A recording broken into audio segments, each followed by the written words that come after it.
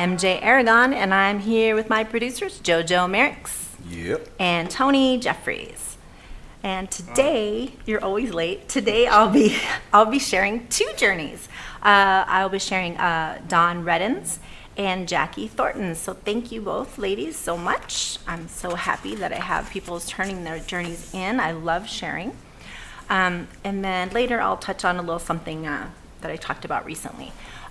So I'm going to read Dawn's journey first, and here we go. I'm able to remember a lot from when I was a toddler and grade school-aged girl. I wish I could say all of the memories are pleasant, but they are mostly about being sick. When I was about 3 or 4, I started to fear leaving my home. While riding in the car, I was sure we would get lost. I would travel the same routes all the time, but I was terrified. This was the first round of agoraphobia and anxiety. I had leg pain at the end of every day, growing pains. I wondered how other kids could possibly be so happy and so free with their bodies. You see, I thought all kids had the pain I had, growing pains. So I put on a brave face and tried to keep up. All the girls' games, hopscotch, jump rope, swinging, made my legs hurt so bad that I wanted to cry. Games like dodgeball and Red Rover, I just shied away. It hurt. Pneumonia became my winter friend. I would have double pneumonia at least once during a school year, so I missed a lot of school. I would sleep for days with my mom or grandma giving me a tablespoon of water every hour. My lungs were so full of fluid that keeping me hydrated could be life-threatening. My name is Dawn, and I am 52. I have lived the Fibro life since I was a toddler. I reflect on the things that happened when I was little, and I know it was this curse affecting my life. And the funny thing is, I know there are some of you who are scratching your heads right now, remembering the pain of your childhood. Officially, I am diagnosed with fibromyalgia, chronic fatigue, Sjogren's, myotic anemia, requiring blood transfusions. Sorry, I'm tongue-tied again. Seizures, migraines, severe depression, self-harm, severe social anxiety, agoraphobia. My laundry list. Yes, it's a laundry list. I know how many of you have long lists too. I was diagnosed officially about 9 years ago with Fibro, CFS, and Sjogren's. I'm not sure if I'm saying that correctly. Sjogren's, I believe. I have complex partial seizures. I have always been anemic, but it turned life-threatening last summer. Migraines involve my facial nerves and my frontal lobe. My eyes feel like they will pop out of my head. I'm a cutter, but I've been clean for 2 tenuous years. My mental health providers ask me to pledge to call their hotlines if I ever cut or I'm suicidal. I rarely leave my home. With the exception of doctors, appointments, and shopping once a month, my husband makes me get out of the house. So we go to places I feel safe and where the managers of the establishment know I may have a sudden panic problem. I have 2 stores I'm able to go into by myself. My illnesses are invisible, and I'm scared because sometimes I have to use my handicap parking placard as I try to ignore the people who give me those looks. And sometimes I need to ride a scooter or walk with a cane, so I use the handicap door openers. With Sjogren's, my mouth is constantly dry, as are my eyes. I have read that a person with Fibro loses an average of 12 teeth. Sjogren's is taking care of that for me. Unable to stay hydrated, my gums are always dry. Currently, I have a tooth that needs to be removed. Having agoraphobia and a phobia about dental work causes me to just ignore it. It doesn't hurt, but has broken in half above the gum line, and the front part is gone. So I have half a tooth. And then there's the allodonia. I feel like I have a bad sunburn from head to toe every day. Allodonia is when the skin hurts, but for no obvious reason. Our nerve endings that allow us to feel turn on us, causing in part or all of our skin to hurt from touch. Then there is a thing no one wants to talk about, vulvodynia. No surprise to what part of the body this is affected. So sex hurts. Now here's the thing. All of this is crappy. I know it. You know it. It would be easy to spend days in bed, do nothing, and feel sorry for myself. What is the point of that? Even with all of this, my life is a wonderful journey. Pain is constant. So I stretch and bend and dance to songs I love. I do as much housework as possible, like dishes, laundry, sweep the floors, make the bed, and I try to do more on the days when I feel I can. We live in a funky little rental that is handicap accessible and have 2 cats. I like to knit and crochet or try to write a bit whenever I can. One thing that has truly saved me from myself has been my ability as a psychic medium. Reading for people, helping them connect with their inner selves or with a person who has passed gives me a purpose. Embracing my ethnic ancient beliefs has given me hope. I am proudly Irish, the faith of the Celtic people, the Druids who led them and taught them. To me, that is healing and is beautiful. I could not write this without talking about my husband, Christopher. He is an executive chef for a Lutheran seminary. It is a demanding job. He has always worked in industry, and when he hit 30, he decided to make it official and attended the Culinary Institute of America. I say that with pride. It's one of the best culinary schools in the world. Chris has a work ethic so strong as steel. He will work 3 or 4 weeks without a day off, and when he does get a day off, he does housework. He listens to me and knows me inside and out. I would be lost without him. My family rocks. My mom, my stepdad, my brother and his family. I have goals. Writing a book and making a crochet bedspread for our bed are at the top of the list. I am part of a group that helps people who are empaths, psychics, mediums, and have other gifts. We support each other and we grow. We are the place where people with these gifts can come to learn something new and or discuss the things they struggle with. Our experienced members mentor those exploring their gifts. Words cannot express how much I love these women and men. We are rocks for each other to hold on to. My BFF is someone I only know online, but I know we are sisters. We have plans regarding being hoochie mamas in the nursing home together. Once we pass, we look forward to walking through walls for giggles. There's nothing we could tell each other that would shock either of us. I'm trying to get her to join me in Northeast Indiana with the cornfields and the Amish. She has AS and is agoraphobic like me, so we can cheer for each other and cry with each other. Fibromyalgia has gone from being laughed at and treated as the overly emotional state of women and ignored to now finally being researched. Those of us who have lived through the rude doctors, disbelieving nurses, family and friends who gave up on us, and the disdain from friends who stopped being our friends will soon eat crow. Study after study gets us closer to understanding how and why we get this disease. Mine is likely genetic in nature, but who knows for sure? Yet, we cannot give up.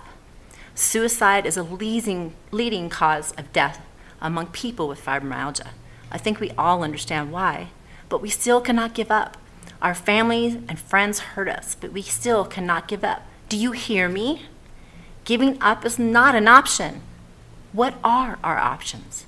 We need to share our stories. We need to no longer be victims. We need to have goals, no matter how small or grand. We need goals. We can tap into our faith, into what makes us feel connected to a higher purpose. We must have courage. We must be willing to risk. In these days of losing our pain medications because of changing laws or doctors unwilling to see us as real patients, we have to tell our doctors to provide us with real alternatives. We must advocate for ourselves. We have to be willing to change, especially when it seems our doctors and healthcare in general is no longer helping. I have found other ways to control pain that work better than any pain medicine ever did. We have to be proud of ourselves. Even if all you can do is keep up with the dishes before you are pooped, do dishes every day. And to what you do every day. And do what do you do every day. Little things mean a lot, and every accomplishment is something you should be proud of. Most of all, understand you are not alone.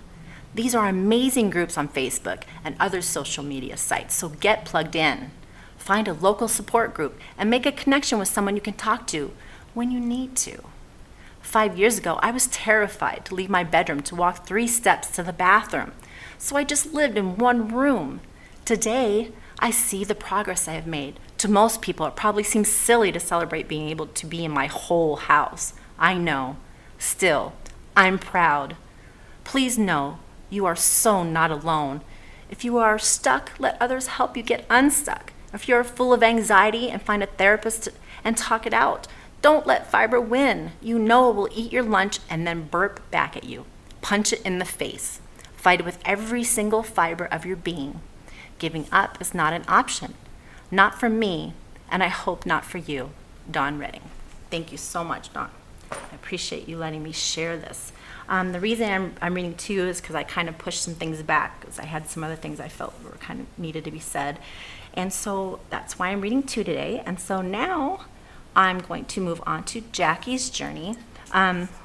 You guys don't know how much I appreciate this, like getting to read people's journeys. It's heartfelt to me that I get to share this.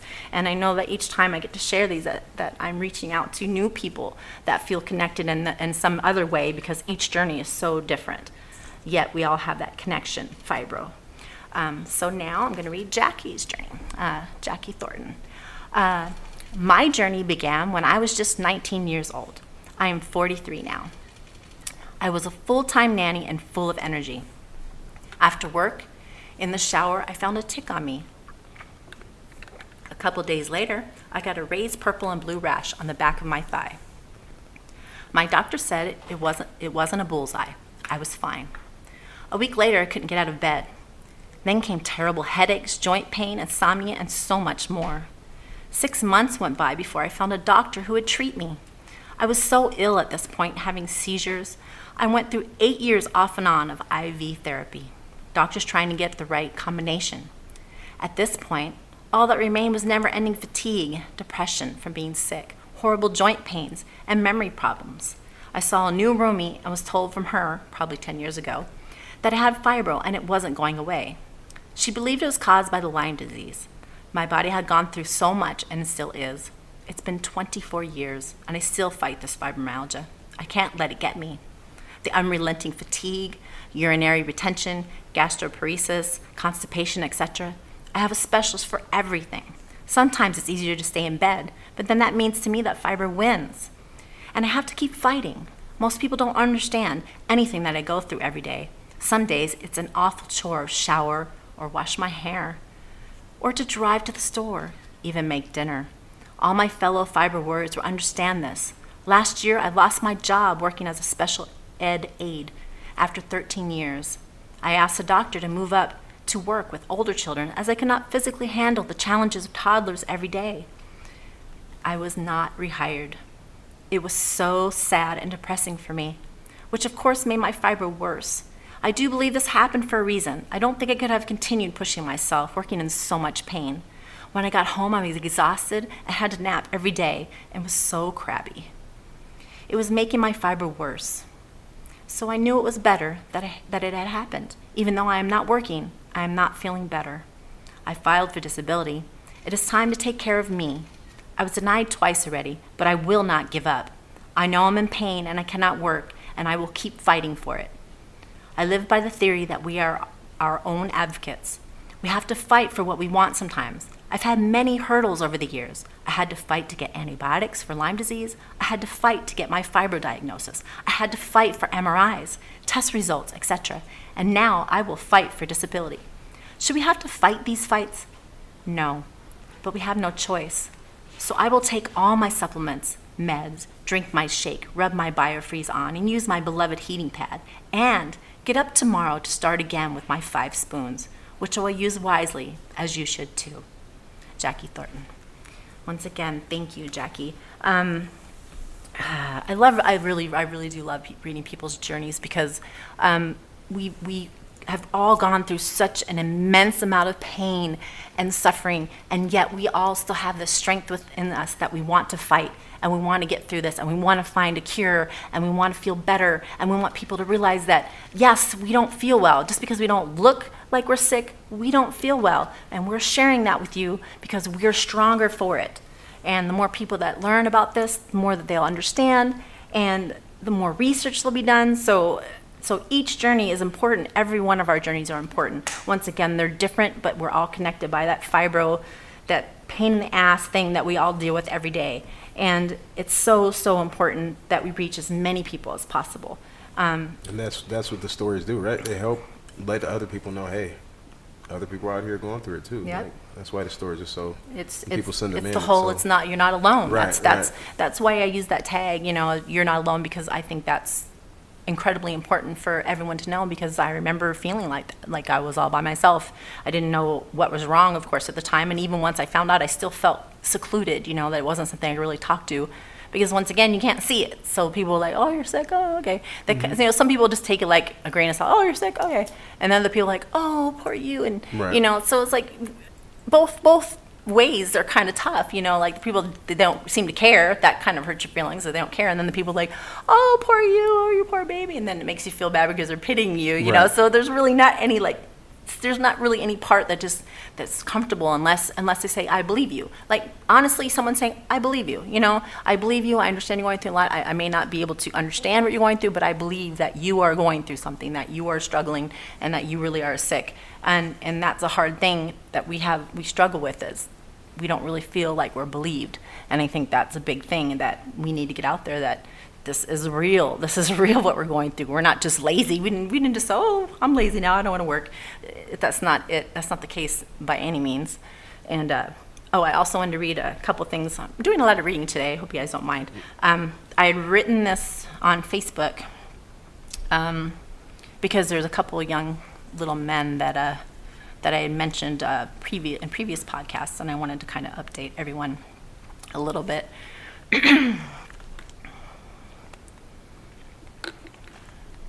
And here's the post. I meet all sorts of wonderful people through our efforts here, on another support group I'm in for that is near and dear to my heart, Dear Fibromyalgia Q&A, and through friends of friends, etc. When people take the time to reach out and thank us, for what we do, it truly warms my heart and draws tears on occasion. Now, not everything I or we talk about is strictly fibromyalgia related. I occasionally take the time to talk about other illnesses, like cancer. We recently suffered a great loss. An amazing little boy named Aiden Dahmer to a neuroblastoma. He fought so hard, and he was even cancer-free for 22 months. Although it's not related, I believe creating awareness is important in all fronts, and his story needed to be shared, and that was on episode 13. I also mentioned things on the lighter side, like a dear friend's young son, Lucas, whom has learned to play the guitar quite skillfully and will be playing the national anthem towards the end of this month to kick off the Relay for Life American Cancer Society fundraiser at a local high school, and that's in episode 10. And I also, if you check that episode out, I posted a link at the bottom for the date, time, and anything if you wanted to make a donations, and the same with Aiden's. His mom, Lucas's mom, his mom Kelly, had just told me how he was so excited to hear my mention of him on our podcast, and that made my day. I mean, he was so excited. She said his eyes lit up, and he was like, "Yeah!" Just so excited. So, in case you weren't aware, you all bring me joy, love, and purpose, and for that I thank you with my whole heart. You are not alone. I love y'all, and I let everyone know that. The date and time that he'll be playing. I put a link there at the bottom. I will do it again for this podcast as well, just to keep it updated. So I'll have a link for Aiden if you guys want to help out his family. I'm sure they have an immense amount of medical bills, and they're going through so much right now. Losing your child, I can't imagine anything worse than that. So I met this amazing little boy. He really was a true fighter, and we just lost him this past week. I've been sharing a lot with his stuff, links on my page, and I shared on our fibromyalgia Fibro Warrior, my new normal page. So you just look on either one of the pages, you will find something about him. I try to keep it updated, and then we have some other things that we have that are in the works that I've just begun to talk about. So I don't want to really fill you in on too much because I don't have dates or times or anything, but we're thinking about doing a fundraiser, fibromyalgia fundraiser. So I will give you more info on that when it comes up. And I think I might, because this is related to the journeys I just read, I think I'm going to read my blog I just wrote. It's fairly short, so I think we can squeeze it in, right? We're good with time? Oh, yeah, definitely. Okay. All right, great.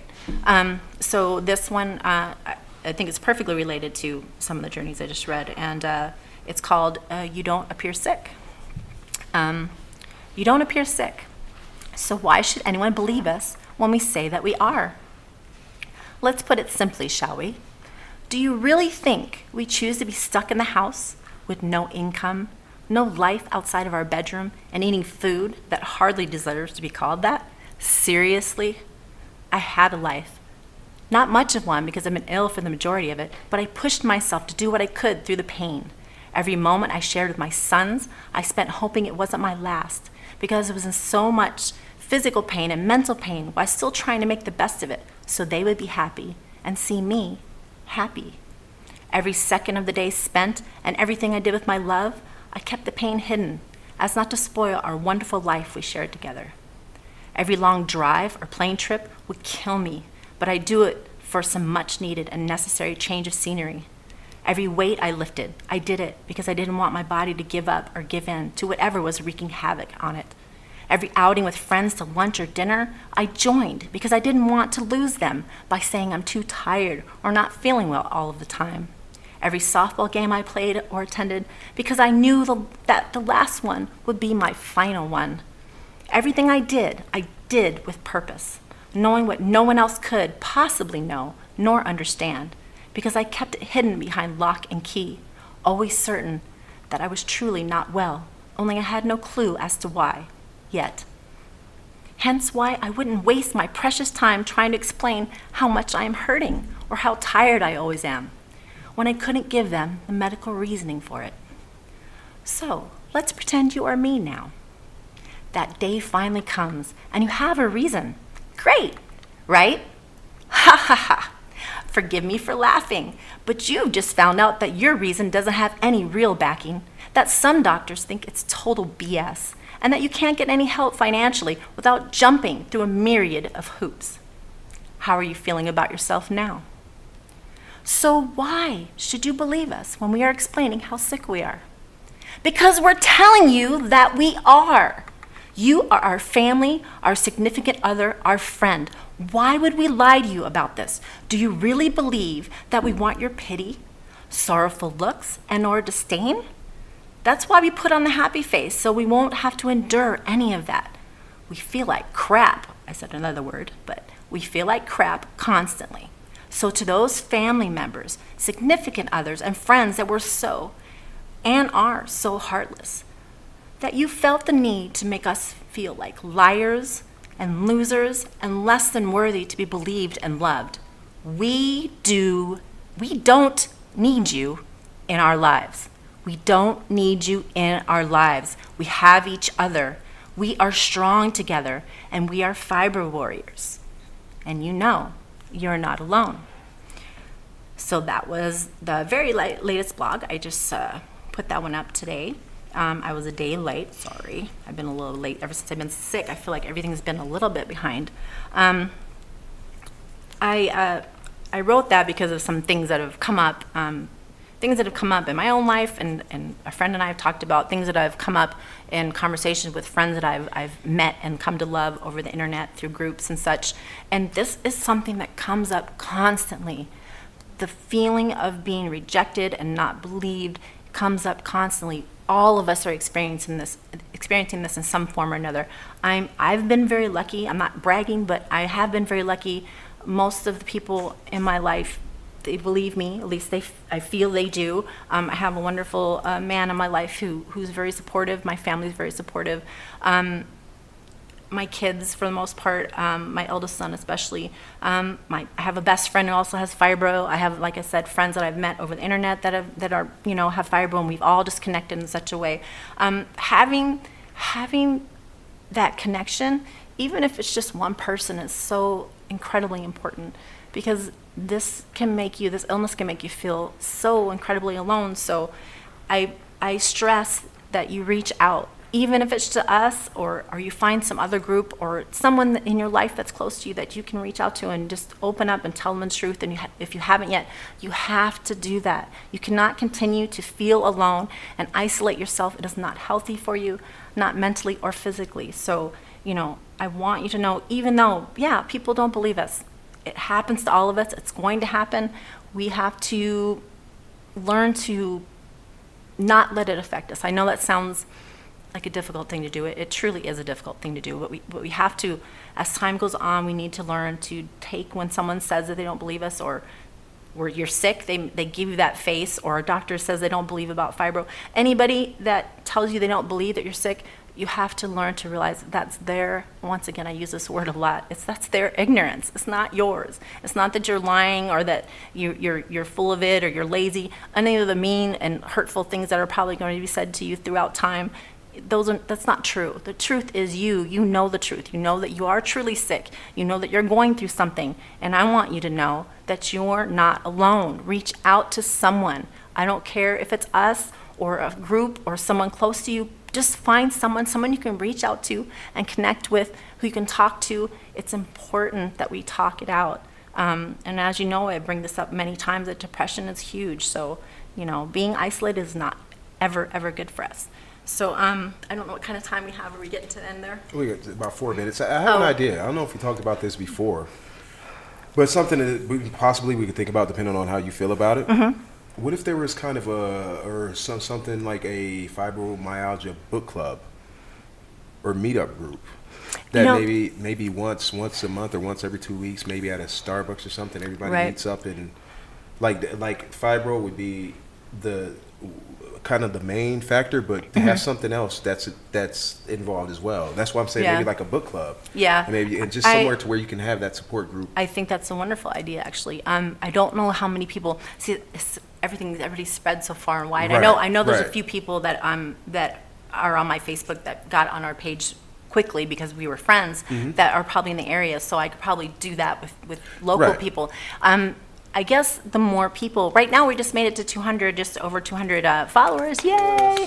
We're growing, we're growing slowly, but we're growing, and I thank all of you for following and listening and supporting us and sharing, and we appreciate it so much. And once again, to reiterate, the stories, the sending the stories is huge. I think that's really important for people to share their stories, because it's just, just gives everybody something to relate to who's going through the same thing. Right. Each one that I read, you're sitting here listening while I'm reading this, there's so many little intricate things that are separate for each person, that each person is dealing with. It's incredible. It's crazy and it's sad that we have to deal with this, but it's incredible with all that we each deal with, that we're still here, that we're still fighting, that we have that strength and we're not giving up. I commend every single person that sends their journeys in and talks about how they're fighting. I'm so proud of you. Because it helps. One of my biggest beliefs is you can save a life and not even know you did it. Simply just by doing something like that, you don't know how many lives you're saving. You know how many people you're helping out by doing. I won't say a simple thing, because I'm sure people may have issues with sharing their story. Right.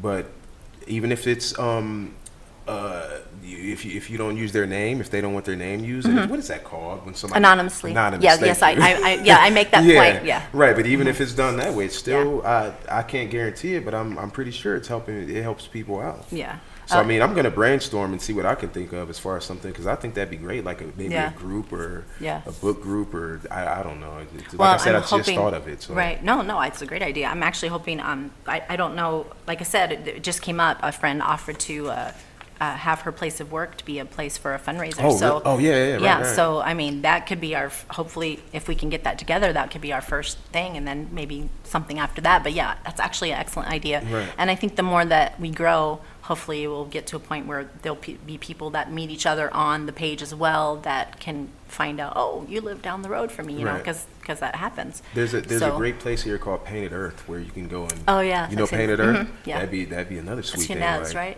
It's on Inez. It's in the like the Tower Plaza. Yeah. It's in the Tower Plaza. Yeah, so, that'd be sweet. Like to have a the group that meets up and does a paint maybe once a month to start out.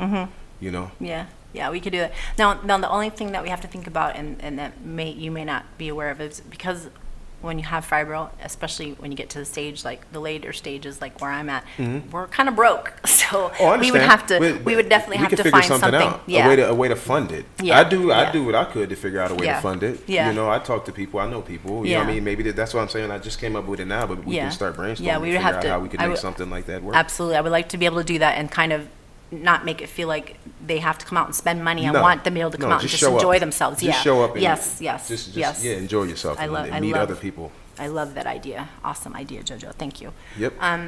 We definitely went over time today. Where we're at 40 minutes now. Or almost? Oh, no, it's only 30. We have 30 seconds left. Oh, okay. And that's only 30 minutes, so Okay, we're awesome. still good. Okay, I thought we went way over because I was reading journeys and reading all these things. I just felt like sharing a lot today. I didn't want to read articles today. I wanted to share both these journeys and then talk about a few things that were personal, and of course, talk about our page because we want people to come to our page.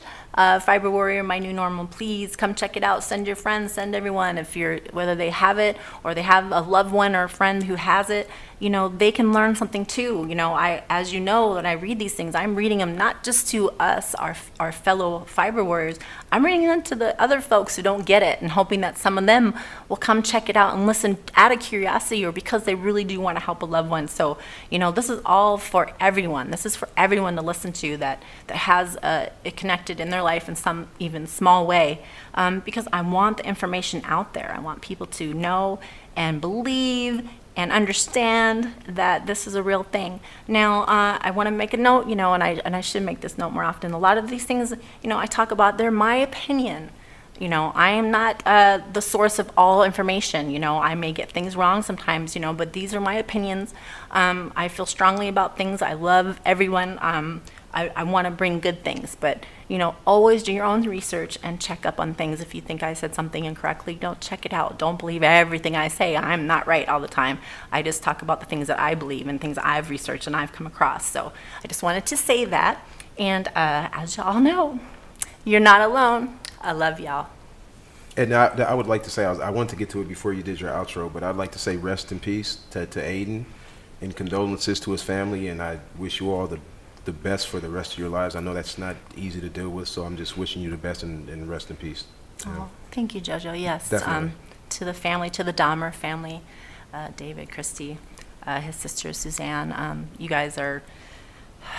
I know you're going through the toughest time, and we want to send you love. And definitely, we're trying to do our best to get people to come your way and help you guys out if they can. Because I know that you guys have an incredible amount of bills to pay. So. We love you, and we hope that you can get through this, and the memories, all the lovely memories you have of Aiden will always be with you. So, all right, I love you guys, and we have to close out. So, once again, I love y'all. You're not alone.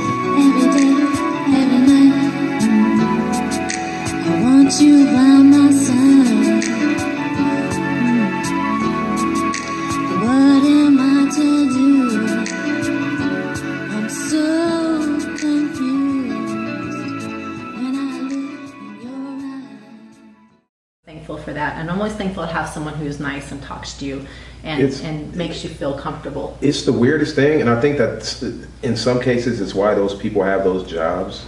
But when you go somewhere like that and people know you're nervous, and for whatever reason you run into the people with the warmest energy and just the best spirit, and it's like, you just doing what you're doing right now is helping, just keeping me so calm. Absolutely. And it's like, wow, you're good at what you do, because I was really nervous. I've never met you before in my life, but what you're doing right now is really helping me. Some people, and I think some people choose